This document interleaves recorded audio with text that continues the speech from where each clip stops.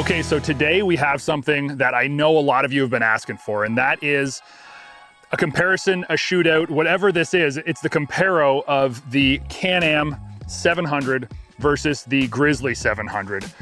This is hugely important because these are two new products, and I wanted to bring Mike in on this because he has so much experience with both these vehicles. Oh man, the comments we see online are insane. It's like, anytime you mention one of these vehicles, when are you going to compare it to the other? So, hey, we had to do this. And when we want to preface this, this is the hunting edition. It is the Pro. It's the Outlander Pro hunting model. Yep. Yes, it is premium. It's top shelf of what they offer, but this is the Grizzly EPS SE, and it's top shelf as well. Is it geared towards hunting? No. Really, what makes this geared towards hunting? Nothing but the camo. Before we do anything, why don't we just do some walkarounds and talk about each one of these models first before we break them down and kind of shoot out the categories. Yeah, I like that idea. This is a 23 Grizzly EPS SE.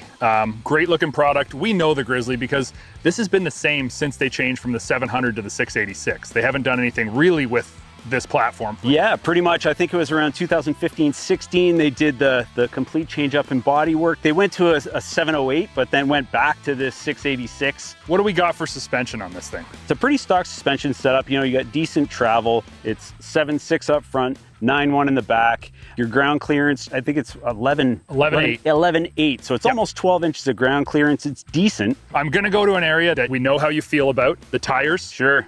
It is a 27-inch tire. It's a Maxxis Zilla MU01, and I know you don't like this tire. This is not my favorite tire. You know, when I rode this in Colorado earlier this year, Yamaha actually outfitted this model, this exact model, with GBC Grim Reapers, which are a really nice trail tire, a nice durable trail tire, and it was much more suitable for the type of trail riding we did there, which is the type of trail riding I prefer. It's a 10-inch all the way around, which I do like square tire setups because you can rotate them.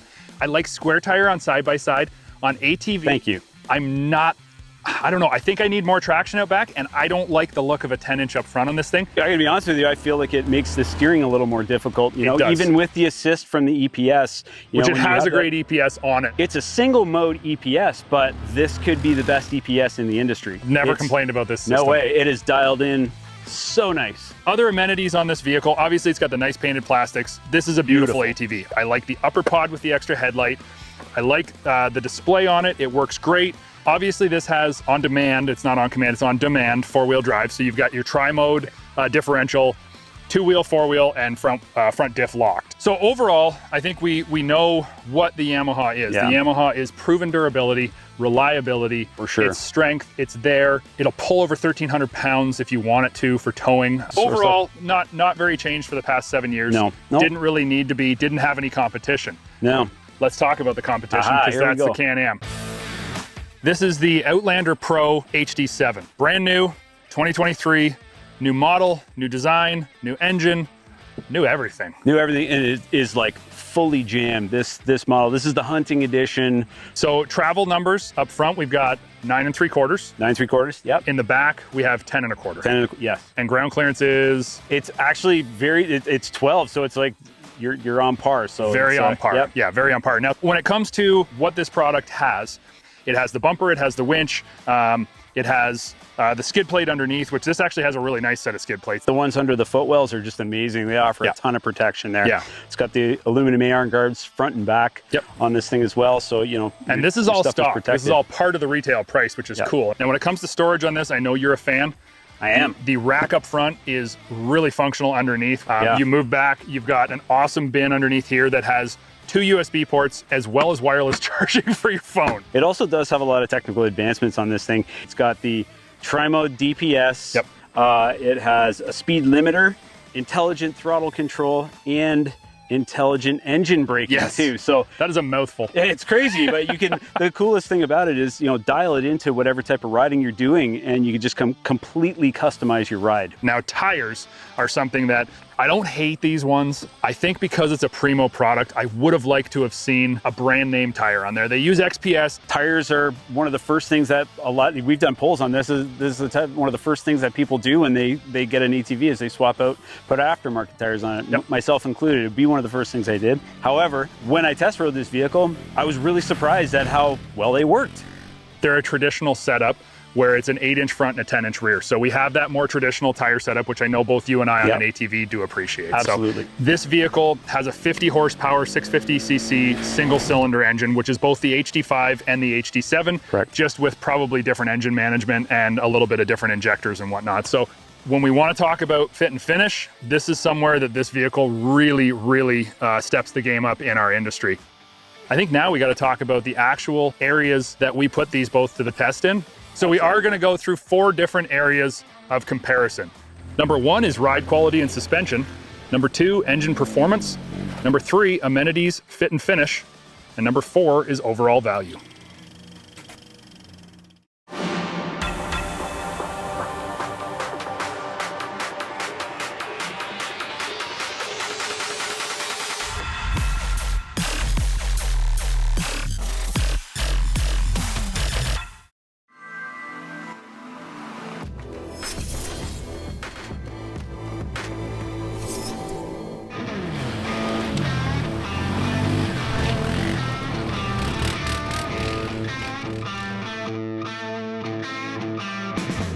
Okay, so to start us off is number 1, ride quality and suspension. I know that the numbers here are what are going to make the biggest difference between these two, because you're talking about more than 25% more suspension travel up front on the Can-Am, and that is hard to get away from. I've always found the suspension on the Grizzly is set up a little bit soft. One of the hallmarks of this Pro line is that it's deliberately set up stiffer for work duties. With the Grizzly, I have noticed at times there is a little bit of body roll in the corners, and I think that that might be due to the fact that the suspension is quite a bit softer. When it comes to this, the bigger 9.75, I think it is up front, Yep. over 2 inches more travel, it does make the front end ride better. This is a better riding, better working, more confidence inspiring front end in my opinion when it comes to steering and that body roll you're talking about. I think so for sure. I mean, cornering with this, it's very flat and handles corners really well. Not to say that the Grizzly is bad by any means, No. but it is softer and there is the presence of body roll, which can be unnerving at times. Can-Am is the only company to compete with Yamaha in this 700cc single category. So what did they use as a benchmark? They could only have used one thing, that vehicle. Absolutely. So were they going to build it with less travel, less compliance, less rideability, less performance? Right. No, obviously not. They're going to step it up. You got to outdo the leader if you want to lead, right? You got to do that. Out back, I really could say that the rear suspension is a wash between these two. This has about an inch more travel. I don't find that it's any worse or any better. I think it's about the same. I'm on board with that. Yep. Yeah. So when it comes to that, Can-Am definitely takes the front end suspension calibration and setup and feel. In the rear, I think it's a wash. This has been my favorite ATV for years. I admit I'm biased towards this machine. I do love it. You owned one. I've actually owned 2. I love this unit, and I've done the test ride on it before, and I do actually really love myself a Grizzly. After having a chance to ride the Outlander Pro, I am really impressed by it.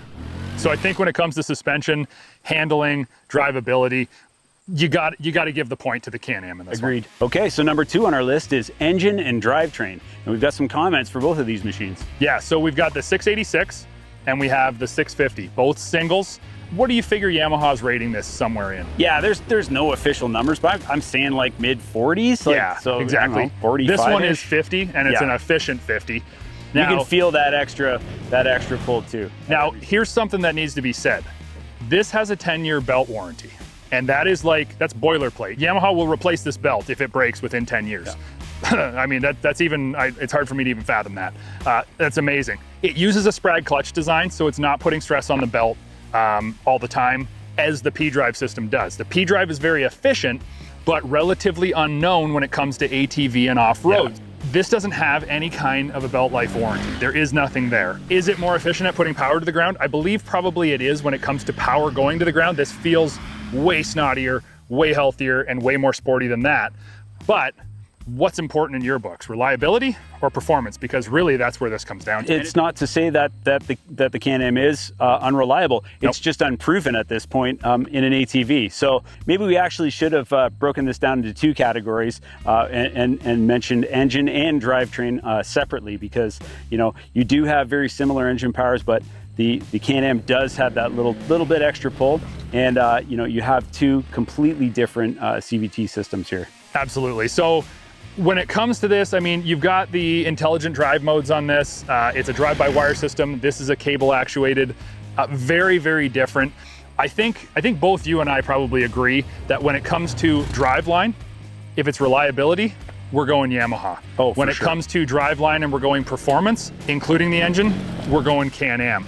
Those are two very separate paths. You have to choose which one is more important to you. And like Mike said, it's not that this isn't reliable and it's not durable, it's just it's not proven. I think we call this category, as much as Can-Am was a winner in the first category, I think right here, this is kind of a wash because better performance on the engine side, known reliability. And that's kind of a bit of a wash. Yeah.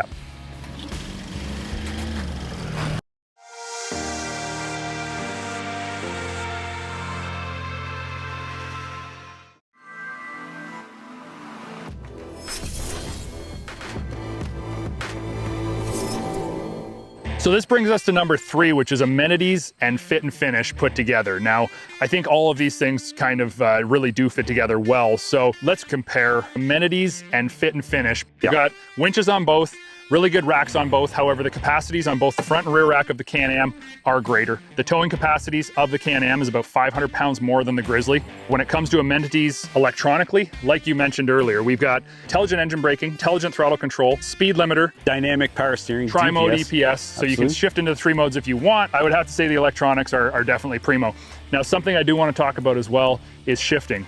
Can-Ams for the longest time you had to rock the Outlander, do the awkward I think anyone motion. out there that owned an Outlander knows about that. You know about the Audi hump to get it to shift, and it doesn't need that anymore. Again, Yamaha had a great shifting product. It worked good and it felt nice and it gated really strongly and efficiently and felt like it dropped into gear. Can-Am, I honestly think they copied like almost directly. You can tell how much effort was put into that.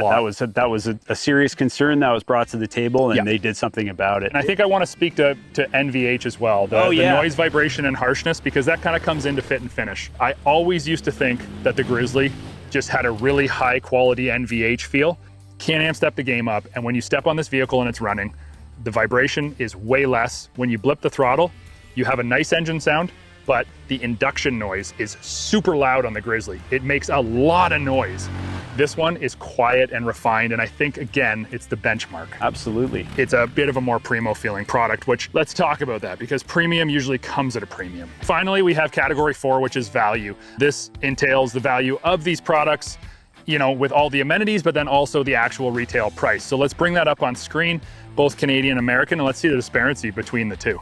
So the Grizzly EPS SE in 2023 retails Canadian for $14,999. In the USA, it's $11,999. The 2023 Outlander Pro 700 Hunting Edition retails in Canada for $13,899, and in the US, $11,249. Okay, Mike, there is an obvious issue here. Yeah. The new guy in town is coming in, and he's got a brand new set of shoes, and he's cheaper. Oh man, and I can't believe it's not just like by a few dollars either. I mean, you're looking at over $1,000 difference in Canada. $1,100 close to $1,000 in the US. I mean, that's significant. I mean, this is going to pay for your insurance. This is going to pay for a trip somewhere with your ATV. This is, you know, going to pay for a bunch of accessories on your ATV if you want. However, with that being said, $1,100 Canadian, $750 American, more horsepower, more technology, more suspension travel, more towing capacity, more rack capacity, more included features from the factory like bumpers and skid plates, more winch capacity by 1,000 pounds. There is a lot of goodness with the Can-Am, and coming in at a cheaper price, I didn't expect that to be what I would say right now. I thought it would be different. If Yamaha did come to the table and match that price, you know, it might be a different story today, but you know, it hasn't, and the reality is there's a significant difference in the price savings, and I know my money's going to go towards the Can-Am. Yeah, that being said, I'm in the same boat as you, that if it was my money today, I'm picking the Can-Am because it is overall a better quality product in the way that they've built it, benchmarking off of an already great product. But if you're the kind of person who is looking for proven reliability, something that Yamaha has earned over the 25 years building the Grizzly, there is no arguing that that vehicle is today tried and true reliable. But if it's anything else, I don't think you can argue that this is the right way to go.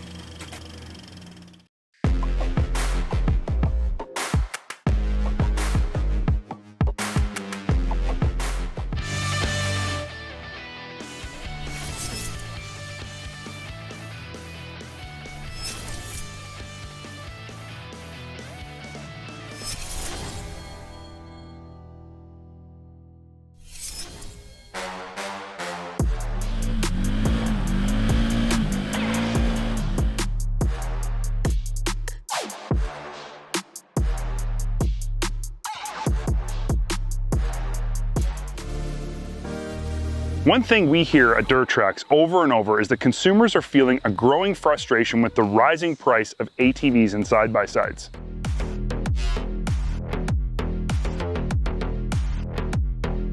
And we are the first to defend the situation. Progression is the name of the game, and as technology and performance progress beyond what we ever thought possible, the price tag for all this new shouldn't come as a surprise. Not to mention that as newer, higher performance stuff gets released, the previous technology becomes more affordable. So no, we don't think there's anything wrong with top-of-the-line models getting more and more expensive. However, we do agree that more budget-conscious models are extremely important for the growth of the industry.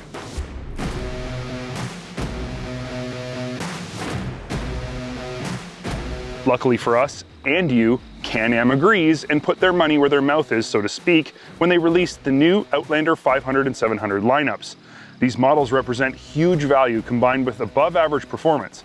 Today, we put the new Outlander 700 XMR to the test in the mud and on the trail to see if it's worth its very reasonable price tag.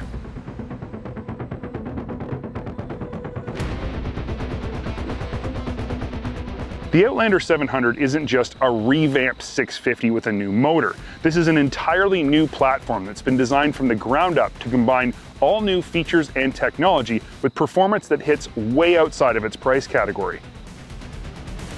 Under the hood, you'll find a 650cc single-cylinder EFI engine based on Can-Am's ACE engine architecture. It makes 50 horsepower and is controlled by Can-Am's intelligent throttle control drive-by-wire system with 3 different throttle profiles that are easily accessible from a handlebar-mounted switch. This engine feels strong. It makes all the excellent bottom end you'd expect from a big bore single, but power delivery is extremely smooth and there's very little vibration. The 3 throttle modes are well tuned for their intended purposes, and there is no perceptible lag in the drive-by-wire throttle. Power is then transferred through a gearbox with extra low-range gearing. The shiftable 4x4 system includes a front diff lock mode. While we're on the topic of things that are adjustable, the XMR includes Can-Am's Tri-Mode DPS power steering system, but instead of this system being controlled by a button on the gauge, you simply press the start button once the engine is already running to select the desired assist level. This was a feature I very much appreciated. On the trail, I found I preferred the low setting most of the time. If the trail was tight and I was in 4x4, I'd move up to the medium setting, but once I locked the front diff and hit the mud, I really appreciated the extra assist the high setting offered. Can-Am has always done an excellent job speccing their XMR models with all of the features that you actually need when you're riding in the deepest mud, and the 700 is no different. The radiator is located to the front rack and features a hinged cover that makes accessing the rad to clean it easier than anything else on the market. Behind the rad is a snorkel stack that keeps the engine and CVT air intakes up at handlebar height, meaning you'd literally have to submerge the entire ATV before you'd ingest water.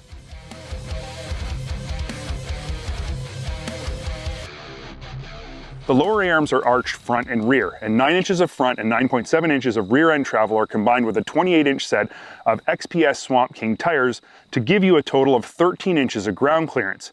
A raised set of aluminum foot pegs round out the XMR package. On the trail, the XMR rode surprisingly well, better than previous XMR models I've tested.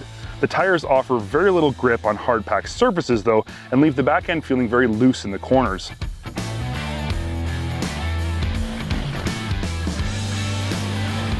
In the thick, sticky mud we tested this ATV in, these Swamp King tires got good traction when the tread was clear, but got clogged up pretty easily. I think in more watery mud, they would be excellent.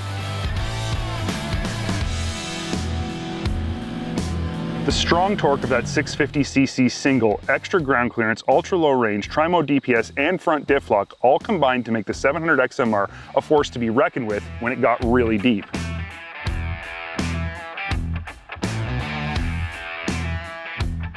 Can-Am's Outlander 700 XMR is a pretty impressive mud-focused ATV even before we start talking about the price. But when you consider that this ATV retails for just $10,549 in the US and $12,799 in Canada, it actually becomes hard to believe that Can-Am could pack this much performance into an ATV with a price tag this low.